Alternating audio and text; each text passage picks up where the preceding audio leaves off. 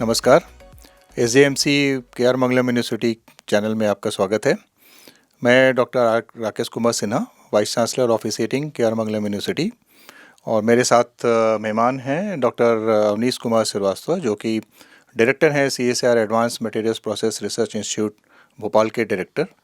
और इनका more than 30 years of experience है मटेरियल साइंस में। He was scientist in the national physical laboratory of CSIR, and he has done exemplary work in the science and technology, starting from the development of the many technologies and transferred and commercialization and all. So we are really grateful that Dr. Srivastava has graced this university today, and he is here, came here for our invitation for inauguration of our center and instrumentation facility, and he has delivered a lecture also. तो sir, आपका स्वागत है KR मंगलम university में। और आपको ये आपका पहला विजिट है KR मंगलम यूनिवर्सिटी के लिए। तो सर, आपको कैसा लगा हमारा जो कैंपस है यहाँ पे विजिट करके? पहले तो मैं धन्यवाद दूंगा मुझे यहाँ पे इनवाइट करने के लिए। और मैं जो भी मैंने पिछले 3-4 घंटे यहाँ पे व्यतीत किए, I found it excellent in many ways. First of all, that you have so much young generation who can take this country ahead in terms of education, research, technology, and policies. And several departments you have, which is starting from science, technology, and other departments, even design and all those things. So architecture. So I think it's a full package KR Mangalam is giving to the country. And it's a relatively new university, and but coming up in a very well planned way. So I really thank to the visionaries and the policymakers who are designing and developing this university. धन्यवाद sir. अभी जैसा आपने अपने presentation में बताया कि पराली का एक अच्छा सॉल्यूशन आपने दिया है, एंड ये टेक्नोलॉजी कमर्शलाइज भी हो गया है। तो सर, हमें आप उसके बारे में कुछ बताना चाहेंगे? देखिए, पराली जो है ये डिफरेंट नाम से अलग अलग जगहों पे बोली जाती है। It's basically crop residue. और जो दिल्ली, पंजाब, हरियाणा ये जो बेल्ट है यहाँ पे इसको पराली कहते हैं, जो कि धान का भूसा है बेसिकली। और करीब 25 million tons to 35 million tons every year पराली बर्न होती है by the farmers because of several reasons. It's not their mistake also, but they burn to make their all that fields and all, खेतों को खाली करने के लिए, नई फसल के लिए।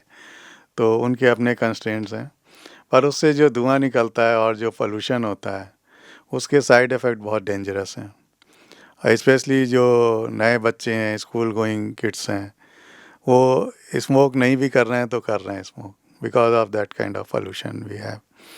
और मैं दिल्ली में 21 साल रहा हूँ, और वहाँ पे ऑफ लेट तो ये सिचुएशन थी कि कहते थे कि TV channels used to say कि Delhi has become gas chamber during the month of October to January. तो जब मैं advance materials process research institute Bhopal गया, जो CSIR की एक कंस्टिट्यूएंट लैब एज डायरेक्टर, तो वहाँ पे कंपोजिट्स पे पहले पे काम हो रहा था। तो मैंने ये पराली वाला कॉन्सेप्ट इंट्रोड्यूस किया कि लेट अस ट्राई पराली also. So we went to Haryana, some places, met some policy makers, politicians, and NIT Kurukshetra, director of the NIT Kurukshetra, some faculties, और किसानों से मिले, वहाँ के लोकल जो इंडस्ट्रियलिस्ट हैं कुछ यमुनानगर साइड में, उनसे मिले, और हमने डिस्कस किया कि पराली का कोई सलूशन निकालना चाहिए। फाइनली हमें कुछ लोगों ने सपोर्ट भी किया, और फिर हमने पराली पे ट्रायल किए कि हम बोर्ड्स बना सकते हैं कि नहीं बना सकते। And then we have come out with very good solution कि हम पराली के बोर्ड्स बनाते हैं। 6x4 फुट के बोर्ड्स तो हम लैब में ही बना देते हैं। उसके बाद फिर हमने टेक्नोलॉजी ट्रांसफ़र करी। एक टेक्नोलॉजी हमने Shubh green sheet private limited Chhattisgarh को ट्रांसफ़र करी थी, पर छत्तीसगढ़ के अपने कंस्ट्रेंट हैं कि वो चंडीगढ़ इधर हरियाणा साइड थोड़ा उनका डिस्टेंस है, they are still in establishment stage. दूसरी टेक्नोलॉजी अभी हमने करीब 3-4 महीने पहले मैसर्स अमित इंडस्ट्रीज़ को ट्रांसफ़र करी, जो कि अपना उनका प्रोडक्ट है भूटान टफ के नाम से। जो ऑलरेडी मार्केट में इस्टेब्लिश्ड हैं, उनके through out the country showrooms हैं, और उन्होंने फिर इस टेक्नोलॉजी को आगे बढ़ाया और अपनी इंडस्ट्री में प्रोड्यूस करना शुरू किया है। एंड जस्ट लास्ट मंथ उन्होंने अपने शोरूम में भी प्रोडक्ट्स रखे हैं दिल्ली में। तो now technology from lab to industry and from industry to market, it has come with price list and all. So it's a very good news for, I think, for everybody. और धीरे धीरे इसमें वो आगे बढ़ेंगे, इसको इस्टेब्लिश करेंगे and market potential देखेंगे और प्रोडक्शन शुरू करेंगे। बहुत बहुत धन्यवाद आपका और कॉन्ग्रेचुलेसन्स कि एक अपने सोसाइटल प्रॉब्लम को आपने सॉल्व किया है। और जैसा कि मैं समझ पा रहा हूँ आपके इंटरेक्शन से कि सोसाइटल प्रॉब्लम को अगर हम टैकल करना चाहते हैं तो बहुत सारे लोगों को एक साथ लेके चलना पड़ेगा। जैसा आपने बताया, पॉलिसी मेकर्स, किसान, जो अफेक्टेड पार्टी हैं, जो जो बहुत सारे स्टेक होल्डर्स हैं, सभी को साथ में लेके चलना है। तो इसमें एकेडमिक इंस्टीट्यूशंस हैं लाइक के आर मंगलम यूनिवर्सिटी कैसे पार्टिसिपेट कर सकता है, इसके बारे में कुछ बता पाएंगे? इसमें जैसे मैंने एग्जांपल दिया कि एनआईटी कुरुक्षेत्र को मैंने वहाँ पे अपना लोकल वो नोडल डिसाइड किया, और उनके उस समय डायरेक्टर थे डॉक्टर सतीश कुमार।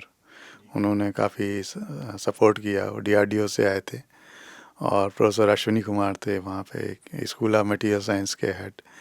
तो इन लोगों ने हमें लोकल कनेक्टिविटी दी, और फिर जो नॉलेज बेस होता है वो हमने शेयर किया उनसे, और मिलजुल के फिर हमने इस टेक्नोलॉजी को आगे बढ़ाया। इसी तरह से जो प्रॉब्लम्स हैं, जैसे कि मैंने अपने लेक्चर में ही बोला कि जो भी यंगस्टर्स हैं स्पेशली, जब भी कोई काम करें उसमें आप 20% सोसाइटल कंपोनेंट जरूर रखें। तो सोसाइटल कंपोनेंट रखने से एक तो आपके रिसर्च की जो है वैल्यू बढ़ेगी, आपके काम की। Even if you are not researcher, you are graduate student, लेकिन कुछ आप प्रोजेक्ट जरूर करते हैं, सो 20% जो है सोसाइटल कंपोनेंट जरूर रखें। तो आपके प्रोजेक्ट की अपने आप वैल्यू बढ़ेगी, और प्रोजेक्ट की वैल्यू बढ़ेगी तो आपकी वैल्यू बढ़ेगी मार्केट, आपकी डिमांड बढ़ेगी। तो in that way you can contribute to the country, to the nation, and you can also strengthen your own biodata also. जहाँ तक एम्प्री से कोलेब्रेशन की बात है, we are all open at same time. You can always visit AMPRI Bhopal and see what facilities we have, and then we can work together. Thank you sir. एक last question है। अब आपके lecture में आपने बताया कि आप लोगों ने रमन स्पेक्ट्रोमीटर डेवलप किया है, और जैसा कि मैं समझता हूँ और जानता हूँ कि रमन इफ़ेक्ट जो है सीवी रमन साहब ने, सर सीवी रमन साहब ने 1928 में डिस्कवर किया था, और अभी शायद 4 साल पहले आपने ये पहला इंस्ट्रूमेंट दिया है जो कि इंडिजिनस है, आत्मनिर्भर भारत का एक एग्जाम्पल है। तो क्या सर आप हमें बताना चाहेंगे कि इतना टाइम क्यों लगा एक इंस्ट्रूमेंट डेवलप होने में? ये क्वेश्चन मुझसे बहुत लोगों ने पूछा। कुछ ने ये भी कहा कि एम्प्री का क्या ये मैंडेट था, आप मटेरियल्स की लैब हैं। तो jokingly but the right answer was कि जब किसी ने नहीं किया तो हमने कर लिया। क्योंकि 1928 में सर सीवी रमन, और इंटरेस्ट देखिए कितना सर सीवी रमन में, he was working in a finance department. Morning में 9 o'clock से before 9 o'clock he used to go to Indian Association for Cultivation of Science, and after 5 p.m. after his job he used to go to the same lab to work on this physics problem कि vibrational modes की जो energy होती है उनका क्या resolution है, क्या है। और एक बार वो फॉरेन ट्रिप कर रहे थे तो सी का मेडिटेशन, सी का वाटर देखा, कलर, तो उनकी क्यूरियोसिटी हुई कि ये ब्लू कलर क्यों है। तो उस पर फिर उन्होंने स्पेक्ट्रोस्कोपी पे जो नॉलेज दी दुनिया को, बाद में वो रमन स्पेक्ट्रोस्कोपी के नाम से प्रचलित हुआ, और 28 फरवरी 1928 को फर्स्ट टाइम उन्होंने ये डिस्क्लोज़ किया कॉन्सेप्ट। उस बेस पे हम 28 फरवरी को हर साल नेशनल साइंस डे भी मनाते हैं। पर जो भी हो, फॉर्चुनेटली अनफॉर्चुनेटली, जो इंस्ट्रूमेंट डेवलपमेंट हुआ, मैन्युफैक्चरिंग, वो यूरोपियन और जापानीज़ और अमेरिकन ने शुरू किया, इंडस्ट्रीज़ ने, और हम भी परचेज़ करते थे। Millions of dollars every year we use to pay them. तो ये हमारे दिमाग में था, और फिर जो हमारी जो प्रेजेंट गवर्नमेंट है, और 2015 में जब मेक इन इंडिया का कॉन्सेप्ट आया, तो चूँकि हम कैरेक्टराइजेशन में हमारा इंटरेस्ट है, स्पेक्ट्रोस्कोपी समझ में भी आती है, तो हमने सोचा कि हम क्यों ना सर सीवी रमन के रमन स्पेक्ट्रोस्कोपी के कॉन्सेप्ट को ही आगे बढ़ाएं, जो कि अपनी साइंस है। तो हमने रमन स्पेक्ट्रोस्कोपी पे काम करना शुरू किया और प्रोजेक्ट प्रपोजल बनाया और लोगों को कन्विंस किया, क्योंकि एक नया कॉन्सेप्ट था तो कन्विंस करने में भी टाइम लगता है। पर सहयोग मिला, CSIR हेडक्वार्टर का भी सपोर्ट मिला, CSIR निमित्तली प्रोग्राम से फंडिंग हुई और इंडस्ट्री पार्टनर जो हमारा मेसर्स टेक्नोस इंस्ट्रूमेंट्स था, 6 साल विदाउट एनी फाइनेंशियल बेनिफिट उन्होंने हमारे साथ काम किया। That's a good confidence they had with us. Otherwise industry 6 साल आपके साथ विदाउट एनी प्रॉफिट काम नहीं करेगी। बट अल्टीमेटली हमने उसको बनाया under public private partnership and 21-22 के फाइनेंशियल ईयर में हमने इसको डिक्लेयर किया मार्केट में और आज वो मैन्युफैक्चर कर रहे हैं, सेल कर रहे हैं and more than 50% share market of the Indian share market in Raman spectroscopy they have already 6-7 instruments they have sold. और उनका कंपटीशन जो है ग्लोबल है, ग्लोबल कंपनीज से वो compete भी करते हैं और इंस्ट्रूमेंट जो है हमारे एट पार सेल हो रहे हैं और बहुत जल्दी वो इंटरनेशनल मार्केट में भी इंटर होंगे। तो ISCS जो है, एक इंटरेस्टिंग स्टोरी इसमें ये है, ISCS कलकत्ता जहाँ सर सीवी रमन ने रिसर्च करी और Indian institute of chemical biology जो CSIR की लैब है, दोनों की कॉमन बाउंड्री वॉल है। फर्स्ट इंस्ट्रूमेंट जो है वो ISCB ने परचेज किया। So from 1928 to 2022 it took 94 years to cross that boundary from the concept to the reality. So वो भी हम जोकिंगली कहते हैं, लेकिन this is the fact. But अब जो है हमारा सिस्टम काफ़ी क्लास 2 रमन स्पेक्ट्रोमीटर है और अच्छे से मार्केट में इस्टेब्लिश हो चुका है। तो it's big success for Indian scientist. तो थैंक यू सर। इससे एक बहुत अच्छा एक लेसन मिल रहा है हम लोगों को कि आप अगर साइंस करना है तो आपको पैशनेट होना पड़ेगा। जैसे सीवी रमन साहब थे, वो पैसन हमारे इसमें आना चाहिए। तो जो हमारे यंग स्टूडेंट्स हैं KR मंगलम यूनिवर्सिटी के, जो यंग फैकल्टी हैं, उसमें ये बहुत अच्छा आपने मैसेज दिया है कि उनमें पैसन होना चाहिए काम करने का, उस पर समय नहीं देखना है।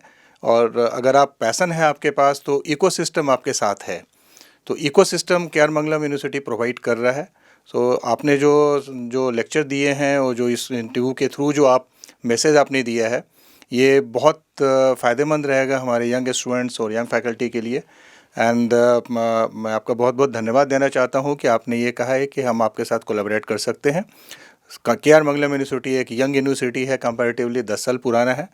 और आप जैसे इस्टेब्लिश साइंटिस्ट और इस्टेब्लिश्ड ऑर्गेनाइजेशन अगर हमें हैंड होल्ड करेगा तो देयर इज़ नो डाउट कि यूनिवर्सिटी ऑल्सो कैन एक्सेल।